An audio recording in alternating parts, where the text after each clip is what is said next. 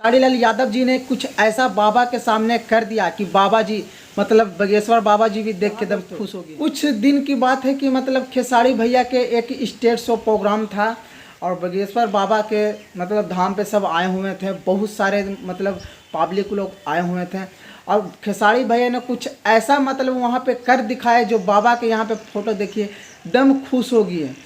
खेसारी भैया ने कुछ ऐसा बजरंग जी पर कुछ गाना गाए कि एकदम वहाँ पे एकदम मतलब जितना भी ऑडियंस बैठे हुए हैं वहाँ पे एकदम पंडाल में बैठे हुए हैं सबके मुंह पर मतलब चमक आ गया और सब नाचने लगा और गाने लगा।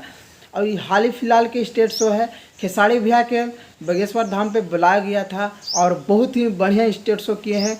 और अगर देखना है फुल वीडियो तो धाम बागेश्वर बाबा पे वहाँ पे चैनल पे चाह गया, वहाँ से आप देख सकते हैं फुल वीडियो।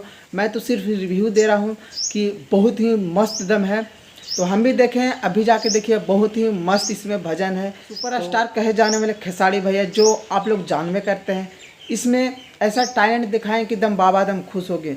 और इससे पहले एक रिक्वेस्ट करना चाहते हो कि हमारे चैनल पर नया है तो सब्सक्राइब जरूर कर दे कि हर एक वीडियो आपको पास लेटेस्ट वीडियो भोजपुरिया के आता रहे। तो मिलते हैं अगले वीडियो में।